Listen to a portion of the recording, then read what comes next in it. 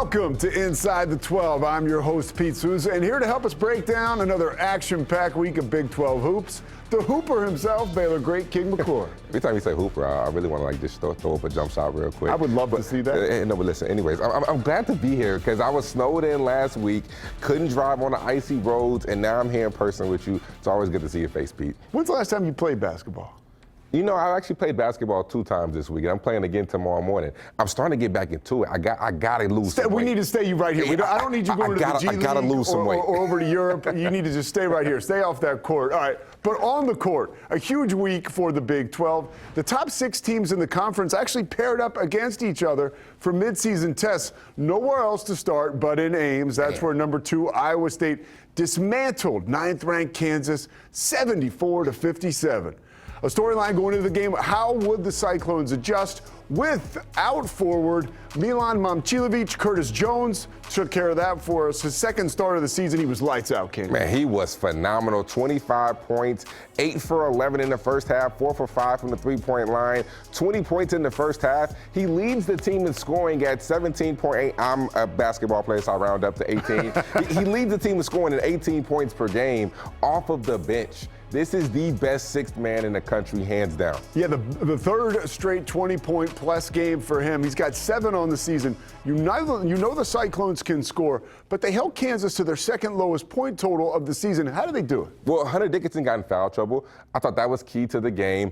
And the way that Iowa State guards you. They keep everything to the side, force you baseline. Their rotations were phenomenal. I mean, Tamin Lipsey, Keyshawn Gilbert, when it comes to staying in front of the basketball, I don't know if there's a backcourt in the country that does it better than them. And then when you look at what Jefferson provides, he's a Swiss Army knife that can do multiple things. He can switch 1 through 4. He can play big down low. He just is so important and so vital to their success. I feel like he doesn't get enough credit. But when you add all that together, the defense of Iowa State last night looked tremendous. Yeah, the Big 12 and the whole nation now on the lookout for the Cyclones. We will have a little more about Kansas later on in the show. Number 10, Houston welcomed West Virginia to the Fertitta Center Wednesday night and sent them home with a 70-54 loss, again holding a team to under 58 points. Jawan Roberts led the way in scoring with the season-high 22 points, 18 from L.J. Cryer. And get this, the Cougs made it 9 straight, holding opponents under 58 points, King.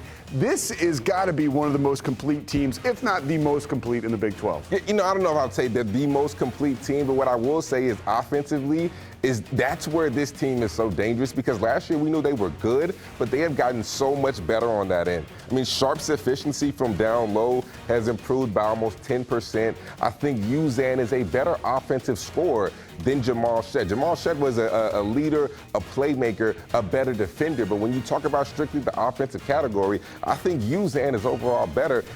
L.J. Cryer is L.J. Cryer, but Jawan Roberts, their ability to be able to play through Jawan Roberts, we saw that in the Oklahoma State game earlier. We saw that last night. Not last night, on Wednesday. Their ability to be able to play through Jawan Roberts, to be able to give it to him in the mid-post, and for him to ISO and go one-on-one and score when he needs to or facilitate when he needs to is absolutely elite and a game changer because you can't double. West Virginia did not double because there has so many good shooters on the perimeter for Houston. Offensively is where Houston taking their game to the next level. Yeah, Houston is tough right now. They lead the nation in scoring margin, plus 22. All right, how about the NCAA leading home winning streak, 32 for the Cougs? Wow, unbelievable. Wow. Now, as for West Virginia, Tucker DeVries, we hope to see him back on the floor soon. They need him. They do, but I wouldn't press the panic button too soon. Going on the road to Houston, I don't even know how many teams with a full roster can go beat that Houston team when they're at home. So let's not press the panic button. I think it would be big for them to have a bounce-back game against Iowa State. If they get demolished there at home, then we press the panic button. Yeah, Baylor needs a bounce-back game too, by the way. They were beaten by Arizona Tuesday night by a score of 81-70, and it really wasn't even that close. Baylor came into the week ranked 25th. We talked last week about how the Wildcats are stepping up to cover for Caleb Love when he's having shooting struggles. This time, it was Henry Vassar with 19 points coming off the bench, doing it from the inside and out. Yeah, but they do need Caleb Love to be more consistent. I mean, that's the one word when I look at Arizona, when I look at Caleb Love, consistency. That is what they need out of him, because when you play big games, big players, your top guys need to step up in order for you to get those wins. So far, they've been able to do that, but as the conference gets thicker and you get deeper into it, I don't know if they'll be able to get those same wins without Caleb Love rising to expectations. Talk about winning streaks. We mentioned Iowa State. They have the longest winning streak in the country. Arizona now tied for 10th longest winning streak. They have won 7 straight. Loaded with talent. Is there any adjustments that they need to make for Arizona? Yeah, I mean, right now, for me, it's just finding ways to get Caleb Love in the flow of the offense. Because it seems like that one game that you did, when they played against TCU, 33 points. Winning 33 points, but the assist, he was able to get into the lane and dish. When they are moving the basketball, I think that this Arizona team is one of the best teams in the Big 12 easily. All right, what about Baylor? They've been getting off to really slow starts in some of these bigger games, and it's hurt them. They need to get healthy first and foremost. I mean, when you got guys like Langston Love, one of the best 6 men in the Big 12, you got Jalen Celestine, those 2 guys are injured. They can't perform. You're really playing with 6 guys. You're going into Arizona with Rob Wright coming off your bench, and after that, it's just like hit or miss, right? So they need to, number 1, get healthy. Number 2, find ways to be able to get downhill and penetrate. I think too many times they struggle to score in the half court. BJ Edgecombe, elite level athlete. When you look at Jay Nunn, elite level athlete that can get to the rim sometimes, but he's shooting it better. But I think that they need to find ways to get easier buckets. Too many times in the Arizona game, it got taken down to the last second of the shot clock, and they weren't able to really get their offensive flow. They have to be able to generate higher offense, easier, I guess. Yeah, no, you're right. They have to find easier offense.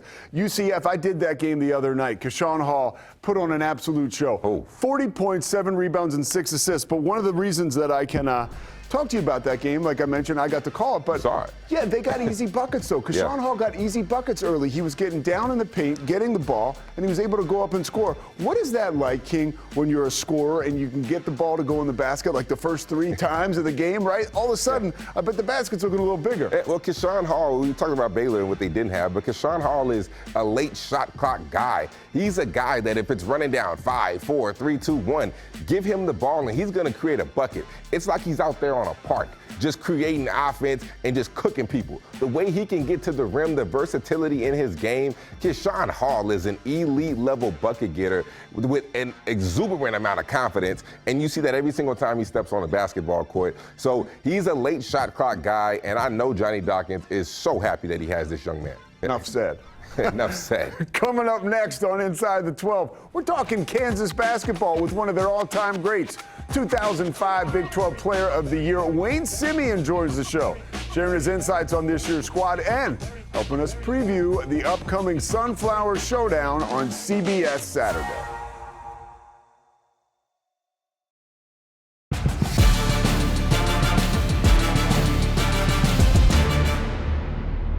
This Saturday, Kansas is going to face off against in-state rival Kansas State, the 302nd meeting of the Sunflower Showdown. 302.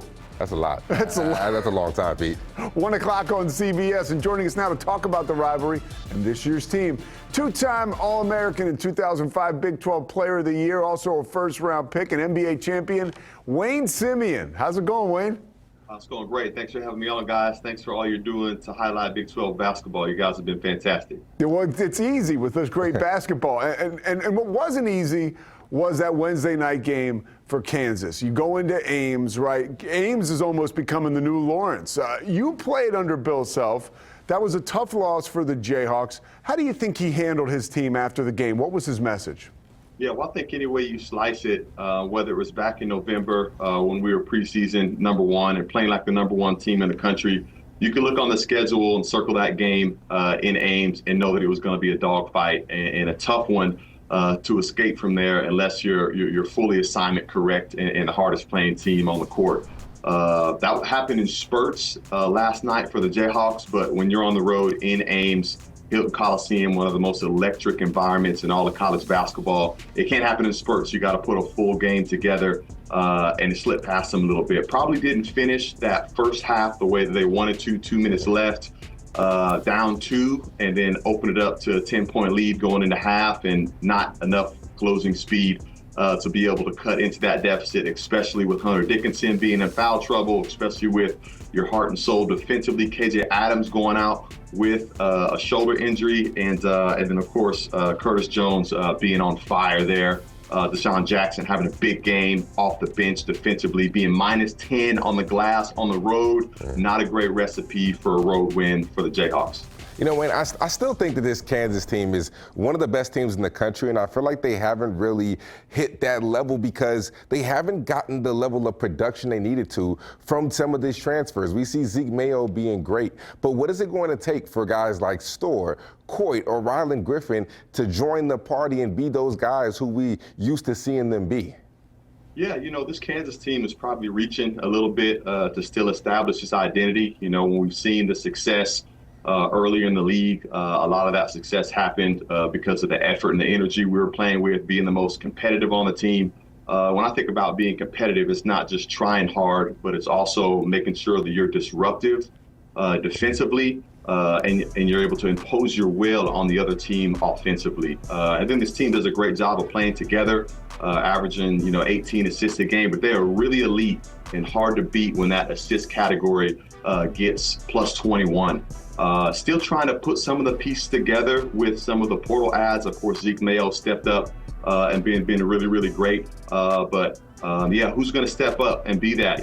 Got a chance to fit Shaquille Moore a little bit into that starting lineup to kind of give us some life. But we certainly have to get more out of those reserves and even find out, hey, what is our best lineup? Okay, I think we found our starting lineup right now with Shaquille Moore, what he brings energy-wise, defensively-wise, but who's our best defensive unit? Who plays the fastest? Who's the most assignment correct?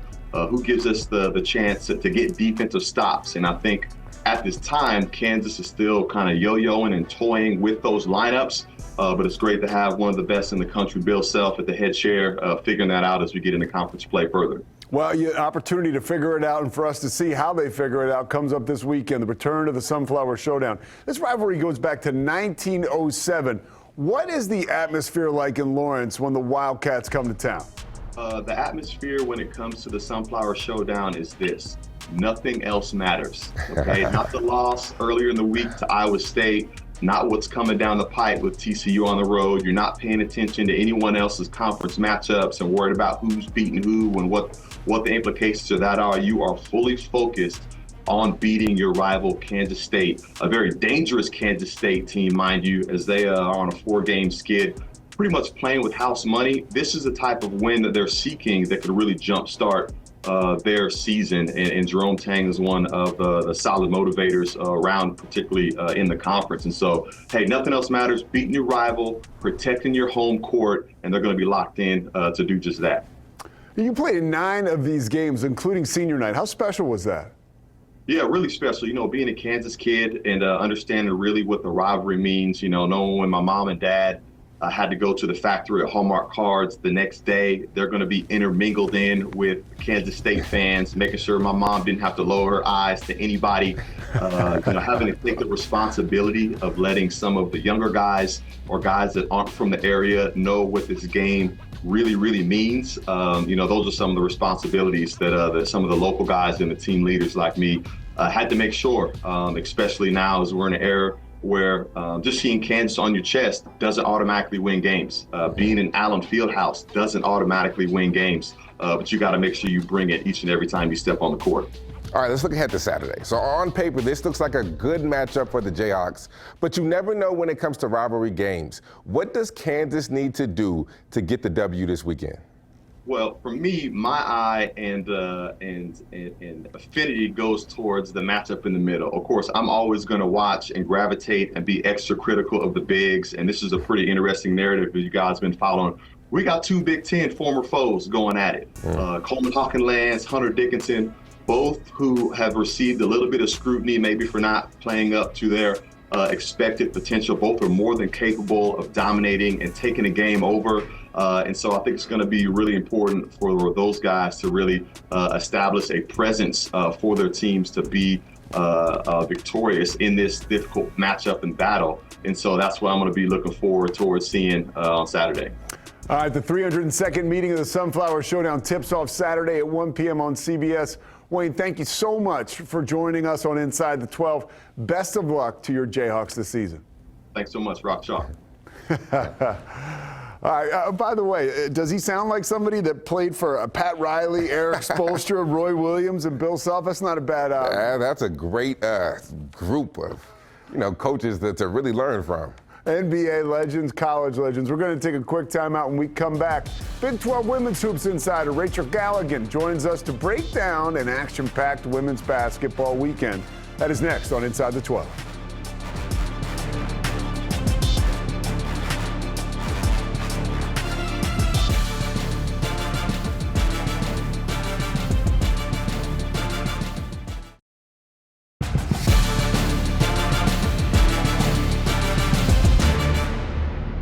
It was the best kind of chaos, right, as far as college basketball and women's basketball in the Big 12. Once again, you see the scoreboard proving that there is no easy way out in conference play. Tuesday and Wednesday, we had a lot of upsets and some dominant performances across the board. We'd like to welcome you back now to Inside the 12. Pete Souza here alongside the Hooper, King McClure, Baylor great. Also joining us now to get us up to speed on the women's action, Big 12 insider and former college and pro player herself, Rachel Galligan. Rachel, thank you so much for joining us. Happy to be here with you guys, as always. Well, we got to start with the conference itself. Just looking at that scoreboard, it feels like a lot of these games, you can throw the records out the window because teams are coming to play no matter where they're ranked or what their record is. What makes the Big 12 so tough, Rachel? I think you have to look at the overall competitiveness and depth of this league. Every single conference game in the Big 12 feels like an NCAA tournament game. The Big 12 is one of two leagues that has 81% of its teams in the top 90 of the net. You've got 5 teams ranked in the AP top 25. And with a variety of styles of play throughout the league, you just never know what can happen any given night. Let's jump into some of the standout performances this week. My Baylor Bears are on a roll right now. They knocked off number 22 Utah on Tuesday for their 4th straight win of the season. How have they been able to take their game to the next level? Well, there's no doubt Baylor's got some momentum right now. Like you said, 4 in a row, and that win over ranked Utah was really impressive from what they did on the defensive end of the floor, holding Utah to 17 points below their average and turning them over 21 times. And they did it without Little Paige Bugs. You had players really step up on both ends of the floor. Aaronette Vonleh was so efficient with 19 points on 9 of 12 shooting in just 21 minutes. Bella Fauneroy played all 40 minutes, finishing with a 17-point, 10-rebound double-double. Jada Walker had 12 assists. So it was just a really solid and complete performance across the board for Baylor. Yeah, let's get to some more upsets, right? A stunner in Stillwater this week. Houston holding on to upset number 24 Oklahoma State 79-76. The Cougars went into the game with just 4 wins on the season. You can't tell me you saw that one coming. Kind of to my point earlier, you really just never know what can happen in this league any given night, and you have to tip your hat to Houston, who was hungry, headed into that game looking for their first conference win. Kiera Merchant played great with 20 points. She hit 3 threes to go along with 4 steals. Gigi Cook had 16 points, 5 rebounds, and 3 assists. Lila Blair did a great job of facilitating with 7 assists. They were disruptive defensively. They forced Oklahoma State into 22 turnovers. So the Cougs really just put together a complete 40-minute effort, and they were able to withstand Oklahoma State's late fourth quarter run. Yeah, well, the Big 12 has no shortage of players leaving their mark on the game this season, including some big-time players on TCU and Iowa State. Well, I don't know if you can name a more potent duo in the country right now than Sedona Prince and Haley Van Lith. The other night, against UCF, Prince had 27 points. Haley Van Lith matched a career-best 6 made threes to go along with 7 assists. Sedona Prince leads the country in blocks at 3.5 per game, and Haley Van Lith is the only Division I player averaging 18 points, 6 assists, and 4.5 rebounds per game. And then I want to flip it over to Emily Ryan of Iowa State, recorded her 900th career assist the other night in their win over Texas Tech. Ryan now ranks 13th on the NCAA all-time assist totals with 904 in her career, and she's second in the nation right now with 122 on the season. Exciting week ahead, more women's hoops, plenty of great matchups on the schedule. What are some key storylines that fans should be looking out for?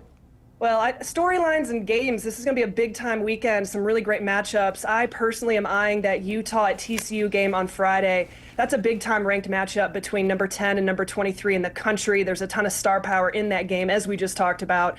And Iowa State and West Virginia on Sunday. Both teams are playing really well right now. I'm interested to see how the Cyclones handle that West Virginia pressure. I'm not going to know what to do on Sunday. We got these great women's games. We got Baylor, TCU. My Eagles are playing, so I'm going to be all over the place. Hope your Eagles lose. Rachel, always great to get your insights on the women's game. We hope you will come back. Where can people find you on social media? You guys can find me on X at Rach Gal. Pretty simple. All right. Thank you so much, Rachel Galligan. We appreciate your insight. Thank you guys as always. All right. Another exciting weekend of Big 12 basketball ahead when Inside the 12 returns. We run through the biggest matchups on the men's side that you don't want to miss. Stay with us.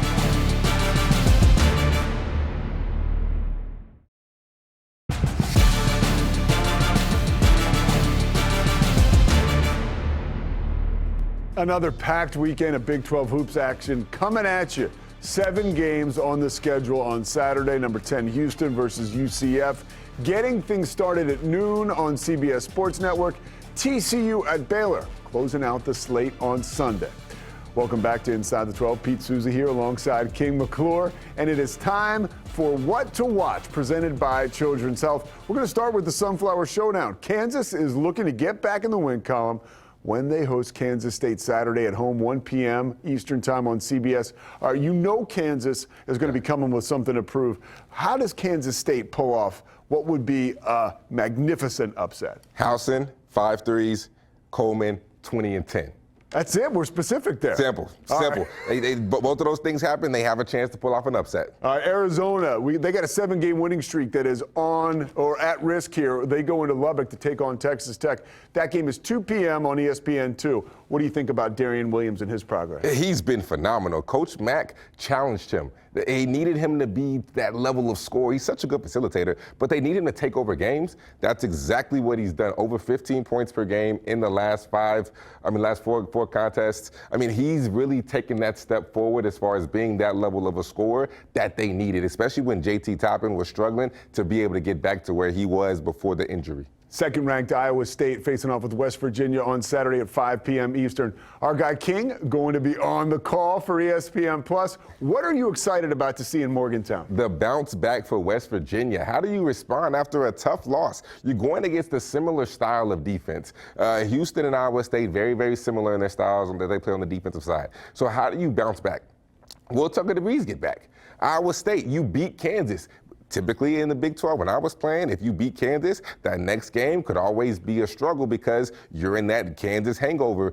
I don't know if, that's still a thing anymore. However, will Iowa State be able to stay focused after that big-time win on Wednesday? That is great insight. Lots of games to come up with or to look out for this weekend. Complete men's and women's basketball schedules are available on Big12Sports.com. That is our show for this week. For King McClure, I am Pete Souza. We'll see you next time on Inside the 12.